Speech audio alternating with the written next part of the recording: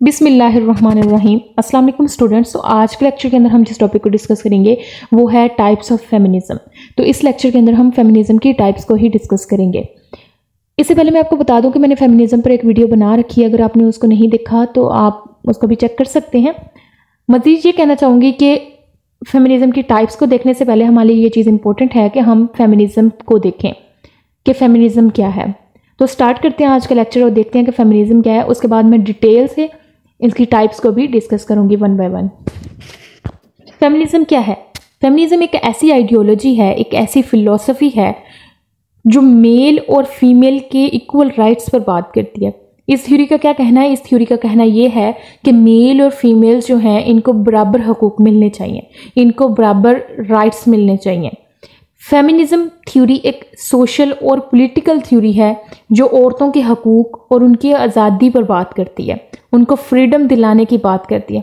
इस थ्योरी का कहना यह है कि औरतों को मर्दों से कभी कम नहीं समझा जाना चाहिए, यानी कि मर्दों के बराबर औरतों को भी हकूक मिलने चाहिए।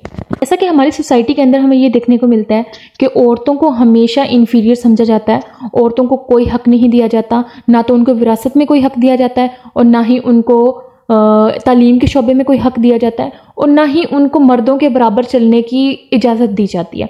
तो यही चीज़ जो है, इन सब चीज़ों को रोकने के लिए ये थ्योरी है कि फेमिनिज्म थ्योरी का मकसद ही यही है कि वो सारे हकूक उनको दिलाना जो मर्दों को हासिल है, यानी कि इस कॉन्सेप्ट को ख़त्म करना जो लोगों ने बना रखा है, हमारी सोसाइटी ने बना रखा है कि मर्द जो हैं वो हमेशा औरतों से आला दर्जे के हैं, औरतों से आगे हैं और जो कुछ मर्द कर सकते हैं वो औरतें नहीं कर सकती। मतलब ये कि औरतों को कोई हक हासिल नहीं है, ना तो वो अपना कोई डिसीजन ले सकती हैं, कोई फैसला नहीं ले सकती वो अपने लिए, और ना ही वो सोसाइटी में उस तरह से चल सकती हैं जिस तरह से मर्द चलते हैं।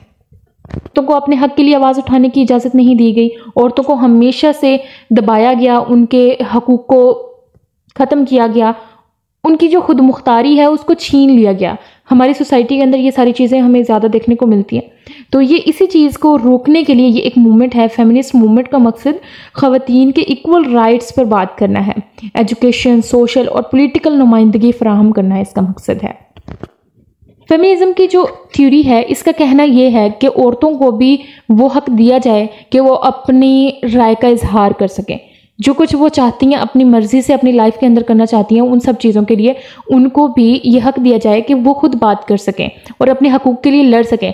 देखा जाता है हमारे सोसाइटी के अंदर कि औरतों को विरासत के अंदर कोई हक नहीं दिया जाता, जबकि जो मर्द होते हैं, मर्दों को सारे हकूक़ हासिल होते हैं।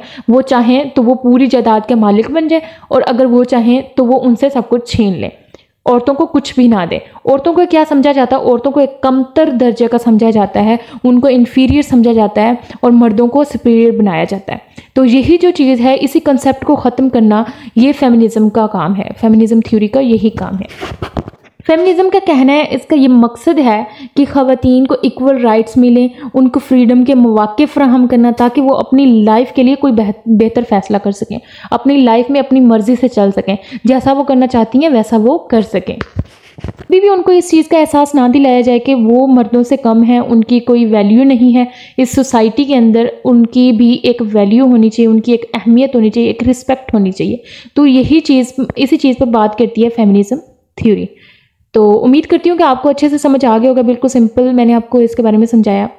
मज़ीद अब हम चलते हैं इसके टाइप्स की जानिब और देखते हैं कि इसके कितनी टाइप्स हैं और हम उनको वन बाय वन डिस्कस करेंगे।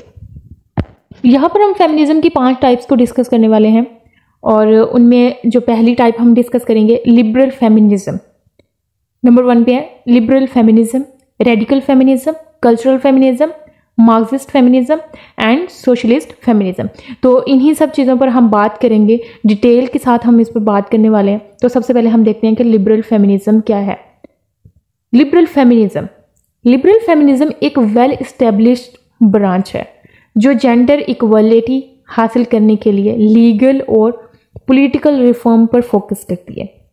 लिबरल फेमिनिस्ट का बिलीव ये है कि वुमेन्स को क्या करना चाहिए, वुमेन्स को एजुकेशन, एम्प्लॉयमेंट और पॉलिटिक्स में बराबर अपॉर्चुनिटीज़ मिलनी चाहिए।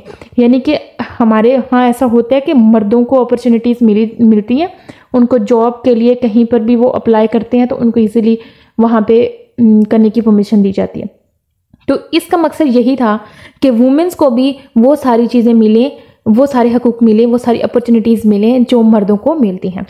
लिबरल फेमिनिज़म, जिसे मेन स्ट्रीम फेमिनिज़म भी कहा जाता है, ये फेमिनिज़म की एक मेन ब्रांच है। लिबरल फेमिनिज़म की रूट्स जो हैं वो 19वीं सेंचुरी के फर्स्ट वेव के फेमिनिज़म में आती हैं। क्या करती है, जो वुमेन्स को इक्वल सिटीजन्स के, यानी कि इक्वल बराबर शहरी, मतलब मर्दों के बराबर इक्वल सिटीजन्स के तौर पर तस्लीम करने की कोशिश करता है। लिबरल ह्यूमनिज्म की अहम खसूसियात ये हैं कि ये बात करती है किस चीज़ पर, ख़वातीन के वोट का हक, कि ख़वातीन को भी वोट का हक हो, वो जिसको चाहे मुंतखब कर सके। इसके अलावा ख़वातीन का तालीम तक रसाई, यानी कि उनको एजुकेशन के लिए उनको मौक़े फ़राहम करना, ये चीज़ आती है इसके अंदर। ख़वातीन के हकूक़ की हिफाजत करना। Liberal feminism main stream society के अंदर, स्ट्रक्चर के अंदर काम करता है ताकि वुमेन्स को इस स्ट्रक्चर में शामिल किया जा सके। लिबरल फेमिनिज्म पब्लिक वर्ड पर बहुत ज़ोर देता है, ख़ास तौर पर कवानीन, पॉलिटिकल इंस्टीट्यूशंस, एजुकेशन और वर्किंग लाइफ पर यह जोर देता है, और इक्वल लीगल और पॉलिटिकल राइट्स पर। पॉलिटिकल राइट्स के इनकार को इक्वलिटी के लिए सबसे बड़ी रुकावट ये समझता है लिबरल फेमिनिज्म। लिबरल फेमिनिज्म का मकसद ये भी है कि ख़वातीन को सियासत के अंदर शामिल करना, यानी कि उनको भी पॉलिटिक्स में आने का हक देना, ये भी इसका एक मकसद है। लिबरल फेमिनिज्म का कहना है कि औरतों को मुकम्मल आज़ादी होनी चाहिए अपने फैसले लेने में और अपनी मर्जी से अपनी लाइफ में कुछ करने के लिए। मतलब ये कि औरतों को हर तरह के राइट्स मिलने चाहिए, उनको सियासत के अंदर भी जाने का हक देना चाहिए, उनको सियासत में जाने का भी हक मिलना चाहिए। इसके अलावा औरतों को एजुकेशन पर पूरा पूरा हक दिया जाना चाहिए, यानी कि उनको अपनी लाइफ में सब कुछ करने में कोई पाबंदी, कोई रोक टोक ना हो, इनको मुकम्मल तौर पर फ्रीडम मिलनी चाहिए। और वुमेन्स के ऊपर किसी भी किस्म का प्रेशर, किसी भी किस्म का कोई दबाव नहीं होना चाहिए। और ये थ्योरी इस बात को गलत साबित करती है कि औरतें मर्दों से कमज़ोर हैं। जैसा कि हमारी सोसाइटी में कहा जाता है ना कि मर्द जो हैं वो ताकतवर होते हैं और औरतें कमज़ोर होती हैं, यानी कि जो काम मर्द कर रहे हैं वो काम औरतें नहीं कर सकती। इस चीज़ को ये गलत साबित करती है। ये थ्योरी कहती है कि ये चीज़ गलत है, ये कंसेप्ट जो है ये गलत है, ऐसा बिलीफ नहीं होना चाहिए, और वो इनके बराबर कभी नहीं हो सकती। ये सोचा जाता है कि मर्द ताकतवर होता है और औरत कमज़ोर होती है, लेकिन ये थ्योरी कहती है कि ये नज़रिया बिल्कुल गलत है। औरतें भी मर्दों के बराबर चल सकती हैं और हर वो काम कर सकते हैं जो मर्द करते हैं। हमारी सोसाइटी का यही बिलीफ है कि औरत मर्द से कमज़ोर है और ये सोसाइटी मर्दों को डिफेंस करती है, और औरतों को ये एहसास दिलाया जाता है कि औरत की कोई वैल्यू नहीं है, कोई उसकी अहमियत नहीं है। देखा जाए तो लिबरल फेमिनिज्म का स्पेसिफिक टर्म फेयरली मॉडर्न है, बट इसकी जो पॉलिटिकल ट्रेडिशन है वो बहुत ही ज़्यादा पुरानी है। फेमिनिज्म टर्म इंग्लिश में वुमेन्स राइट की स्ट्रगल के लिए 20वीं सेंचुरी के आखिर में एक डोमिनेंट टर्म बन गई थी। जो कब की थी? जो organised liberal women rights movement के एग्जिस्टेंस में आने के तकरीबन 100 साल बाद, यानी कि 1 सदी बाद की थी। लेकिन ज़्यादातर वेस्टर्न फेमिनिस्ट हिस्टोरियंस का ये कहना है कि तमाम मूवमेंट्स जो वुमेन्स राइट्स हासिल करने के लिए काम कर रही हैं वो इसके बाद की हैं। लिबरल फेमिनिज्म का मेन गोल ये था कि ख़वातीन को इक्वल राइट्स मिलने चाहिए, उनको कानूनी तौर पर, सियासी तौर पर और उनको समाजी हकूक़ मिलने चाहिए। ख़वातीन को तमाम पब्लिक इंस्टीट्यूशंस में इक्वल राइट्स दिलाना इसका एक मकसद था।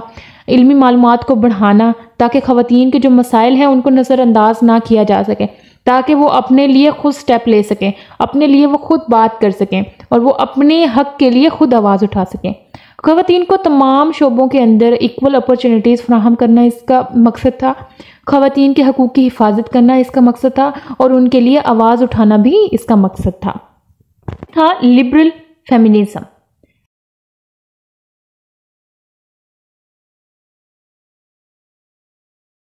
तो अब हम देखते हैं रेडिकल फेमिनिज्म को, कि रेडिकल फेमिनिज्म क्या है। रेडिकल फेमिनिज्म एक फेमिनिस्ट मूवमेंट है जो ख़वातीन की हिफाजत और उनकी फ्रीडम के लिए काम करती है। रेडिकल फेमिनिज्म का ओरिजिन जो है 1960s की सेंचुरी में अमेरिका में हुआ था, और इस मूवमेंट के जो फाउंडर्स हैं उनके अंदर आता है सिमोन डे ब्यूवेर का नाम आता है, सुलेमेता फायरस्टोन है और मैरी डेली जो है वो इंक्लूड है इनके अंदर। सिमोन डे ब्यूवेर एक फिलोसफर और एक्टिविस्ट थी। ये एक फीमेल है जिनकी 1949 की बुक द सेकंड सेक्स को रेडिकल फेमिनिस्ट थ्योरी की बुनियाद रखने वाली एक क्लासिक समझा जाता है। और उनकी जो बाकी बुक्स हैं और काम है वो आज भी ख़वातीन के हकूक़ पर ही बात करती हैं। ख़वातीन के हकूक़ की हिफाजत और उनकी फ्रीडम के लिए काम करने वालों के लिए एक अहम ज़रिया है। इसके बाद आती हैं सुलमित फायरस्टोन आती हैं। तो ये फायरस्टोन जो है ये एक सेकंड वेव की फेमिनिस्ट थिंकर थी जिन्होंने 1968 में न्यूयॉर्क के अंदर रेडिकल वुमेन ग्रुप की बुनियाद रखी थी, जिसने रेडिकल फेमिनिस्ट मूवमेंट के आगाज़ में अहम किरदार अदा किया। और फायरस्टोन के जो वर्क्स हैं एक ऐसे फ्यूचर की वजाहत करते हैं जहां पर टेक्नोलॉजी ख़वातीन को बच्चों की पैदाइश और पैट्रियार्की ख़ानदानी ढांचे से फ्रीडम दिलाएगी। ये एक ऐसे फ्यूचर के बारे में आपको आगाह करती है कि जहां पर औरतों को मर्दों के बराबर हकूक़ दिलाए जाएंगे। तो देखते हैं मैरी डेली को। मैरी डेली जो है वो एक अमेरिकन थियोलॉजियन फिलोसफर हैं और एक्टिविस्ट भी थी जिन्होंने रेडिकल फेमिनिस्ट थियोलॉजी में पायोनियर काम किया। अगर हम देखें तो रेडिकल फेमिनिज्म के मेन गोल्स में वुमेन्स की फ्रीडम और खुद मुख्तारी पर जोर देना था, पैट्रियार्की के खिलाफ है और ऐसी ख़वातीन के हकूक़ की हिफाजत के लिए एक बड़ी रुकावट समझता है। इसको पैट्रियार्की को एक ख़वातीन के हकूक़ की हिफाजत के लिए एक बहुत बड़ी रुकावट समझता है। रेडिकल फेमिनिज्म ख़वातीन की खुद मुख्तारी और उनको अपने जिस्म और ज़िंदगी पर काबू पाने और उसकी हिफाजत करने और उनके हकूक़ पर जोर देता है। इस मूवमेंट ने ख़वातीन के हकूक़ की हिफाजत के लिए काम किया है और उनको इस काबिल बनाया है कि वो माशरे में अपनी मर्ज़ी से अपनी लाइफ को गुजार सकें। देखा जाए तो रेडिकल फेमिनिज्म एक फेमिनिस्ट फ़िलासफ़ी है जो सोसाइटी को मुकम्मल तौर पर बदलने का मकसद रखती है ताकि मर्दों की जो बालादस्ती है, सुप्रीमेसी है और जेंडर के जो रोल है ना उसको ख़त्म किया जा सके। कि जो कहा जाता है ना कि मर्द जो है और औरत वो कभी बराबर नहीं हो सकते, तो इस चीज़ को, इस बिलीफ को ख़त्म करना इसका मकसद है। रेडिकल फेमिनिस्ट का कहना है कि पैट्रियार्की या ऐसी सोसाइटी के ऑर्गेनाइजेशन जहां मर्दों को ख़वातीन के मुकाबले में ज़्यादा ताकतवर समझा जाए, यही मेन काज है ऑपरेशन का, कि औरतों को ऑप्रेस किया जाता है, उनके हकूक़ को दबाया जाता है। The believe that power in the society is always held by on half of the community while the other half is oppressed.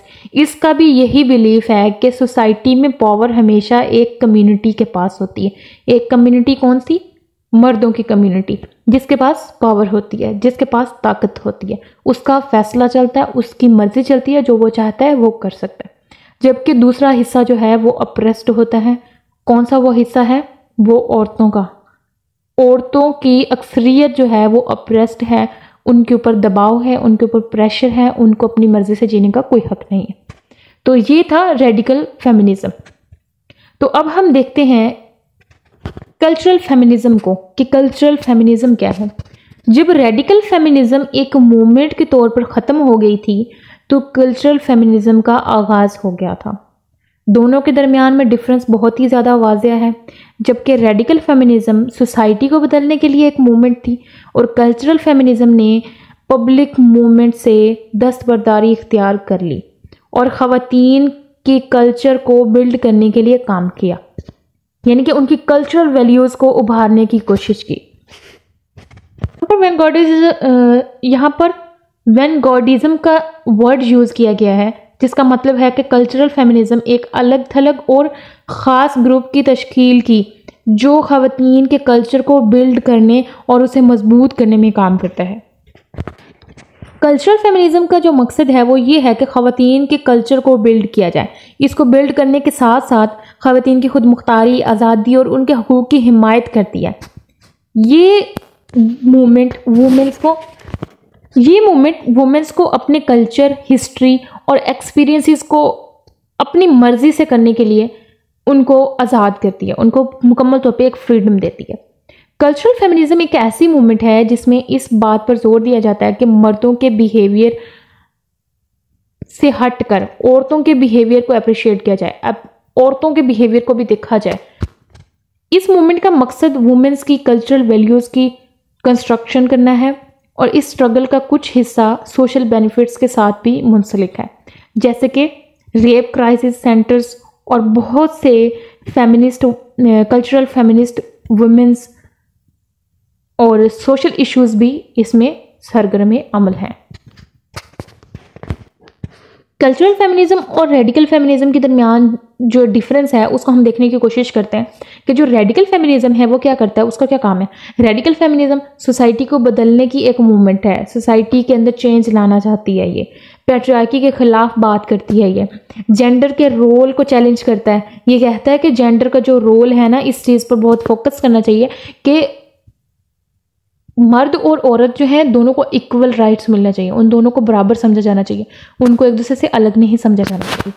उसके अलावा आता है कल्चरल फेमिनिज्म को अब हम देखते हैं। तो कल्चरल फेमिनिज्म के अंदर देखें क्या चीज़ है, वुमेन्स की कल्चरल वैल्यूज़ को कंस्ट्रक्ट करना इसका मकसद है। एक मूवमेंट है ये जो सोशल बेनिफिट के लिए काम करता है। वुमेन्स की खुद मुख्तारी और आज़ादी को फ़रोग देना इसका मकसद है।